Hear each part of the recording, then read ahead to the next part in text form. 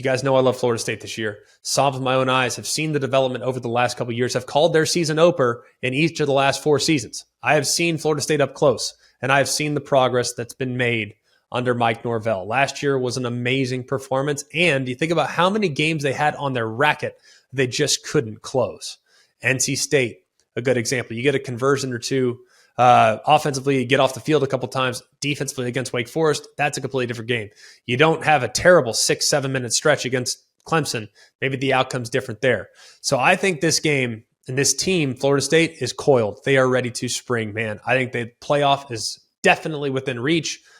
But of course, it's going to come down to going to Death Valley, which we'll talk about here in just a minute. When you have 3 losses that come by a combined 18 points, tells you that things are trending in the right direction. Now, they had a couple close calls that they won as well, but either way, man, this is a great, great, great spot to start. Think about how they've handled the portal the last couple of years. 8 all ACC players on the roster last year. 7 of those ACC players, all ACC players, were transfers. Pretty dang impressive. Jordan Travis is the star of the show. I think he's the second best quarterback in the ACC behind Drake May, which is high praise. I love Drake May. But Jordan Travis, with how he progressed last year, it'd be hard to envision him having a season that would even regress whatsoever. I think he's only going to get better. I think his best football is in front of him, his comfort level within the offense, his rapport and chemistry that was developed with the wide receivers. There is nothing this young man can't do on the football field. And I'm really a believer in his Heisman candidacy. He gets a couple of big signature wins. I would not be surprised to see him in New York at season's end. The best running back in college football that nobody talks about is Trey Benson. Yes, some people talk about him. But nationally, he deserves more recognition. That guy is a monster. I think he is so powerful. And to be a power back with that type of side-to-side agility is a really rare combination. And remember, this guy's only a couple years removed from a constructive, like a totally reconstructed knee. This guy's special. He runs with power. He runs with aggression. He finishes runs, and he's great. He has great acceleration through the hole. I think he's so much like Dalvin Cook. It's unbelievable. I think he's just a really gifted young man. But don't sleep on Lawrence Toafili. His contributions in the passing game, the way he can take it the distance, he's one heck of a lightning to Trey Benson's thunder. I love their dynamic duo there in the backfield. You look at the wide receivers, went from being a massive position of weakness in 21 to a big position of strength in 22. Yeah, you lose a couple guys. Micah Pittman leaves, fine. It's okay. He's a great player. He's going to do great at Utah, but you bring in Keon Coleman. You already have Johnny Wilson, who last year there were questions, hey, how consistent are his hands? We know he's got length. We know he's a problem in the red zone, but how consistent are his hands? Is he good enough from a route running perspective to be a dynamic number 1 option at wide receiver? Well, we found out quickly this guy's a game changer. And his best might be yet to come now that he's had an offseason full of confidence and an offseason to work with his starting quarterback. Think the sky's the limit for what he might be this year. Winston Reich's back in the slot. You got Darian Williamson, who flashed a little bit earlier in the season, and you have a couple of great additions. Like I referenced, Keon Coleman and Hakeem Williams, a 5-star guy coming up from Fort Lauderdale, one of the highest recruits in the country at the wide receiver spot. The one guy that I'm most intrigued by, though, as it relates to Florida State's weapons, Jaheim Bell, transfer from South Carolina. Very versatile player. Extremely versatile. Now, buy-in will be important. He's going to have to be on board. Now, he's going to be featured in this offense. Very few people do a better job than Mike Norvell in taking his little Swiss Army knives and moving them around and finding ways to get them involved. Remember, this is a guy last year that for South Carolina, he had 72 carries. So he's a tight end. He's an H-back. He's a fullback. He's a running back. He can do anything. And he can create a lot of mismatches for you. So I look forward to seeing how he gets incorporated in this offense, because I think he's got a chance to be a featured player and maybe an all-purpose, all-ACC type of candidate, maybe even All-American. If he gets used to his potential and he performs up to his potential, there's no telling what he can do. Defensively is a very exciting spot. By the way, offensive line should be in great shape. They have Alex Atkins. I think he's one of the best offensive line coaches in the country. Defensively, Adam Fuller's group really improved a lot.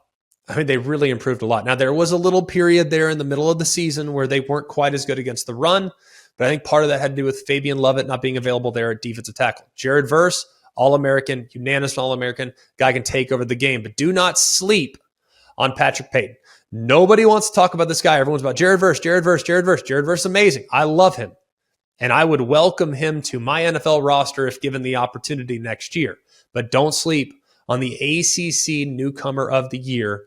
He might be a guy that if all the attention's going to Jared Verse, I'm telling you, watch out for this number 11 guy. He's a problem for most defenders. They got adequate depth, too, when taking into account what they brought in the transfer portal. Bring Darrell Jackson from Miami, bring in Gilbert Edmond from South Carolina, both of which I think have potential. Just need to see a little bit more out of them. And then you bring in Braden Fisk from Western Michigan, who's going to be that, blue collar, hard hat, lunch pail guy in the middle of the defense alongside Fabian Lovett. It's going to be tough to run against those two guys in the middle of that defense if they can stay healthy. They bring back everybody at the second level, and they do miss Jamie Robinson in the back end. He was a really instinctive player, but they have a lot of really good pieces back as well. Akeem Dent, Renardo Green, Jerrion Jones, Greedy Vance, all those guys return.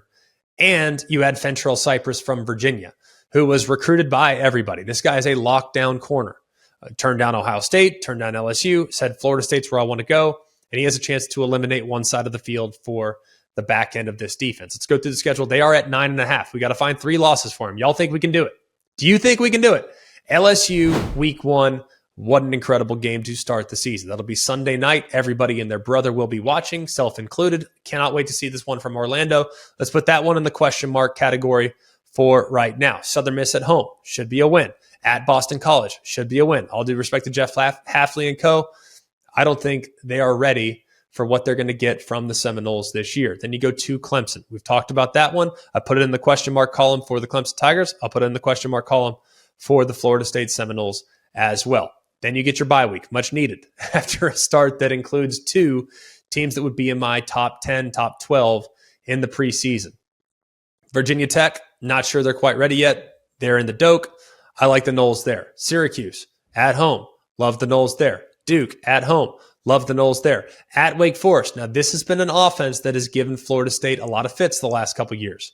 Have they figured them out? We will find out. I think Wake Forest is going to take a little bit of a step back.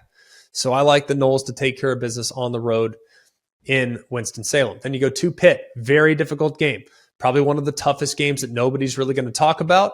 We've seen Pitt spoil seasons so many different times in the past. So this would be one that I'll put in the question mark column at the moment.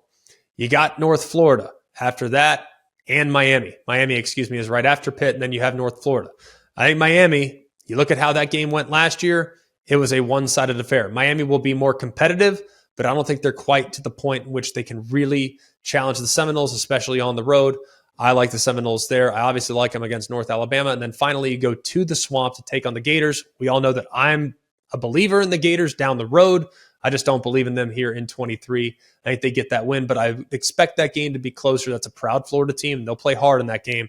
I just don't think the gap is closable just yet based on where those two teams are at right now. So we have 3 in the question mark column. LSU, Clemson, Pitt. I think at worst, you get a split between Clemson and Pitt. I'm going to give you Pitt. If you want me to be completely honest, I'm going to give it to you. I think it's a tough game. I'm not sold on Phil Jurkovec. I think they'll be solid, but I'm not sold on Pitt this year. I think they'll be solid, difficult game, difficult place to play. Could be in line for maybe a little bit of a letdown. I think they get that one. Let's say they lose the Clemson game. Let's say they lose the LSU game. You're still 10-2. And an opportunity to win the ACC if things play out the way they play out. So I'm taking the over with the Florida State Seminoles because I look at the schedule, man. I think things are really set up well for them. But getting off to a great start and having a terrific September is at the highest priority.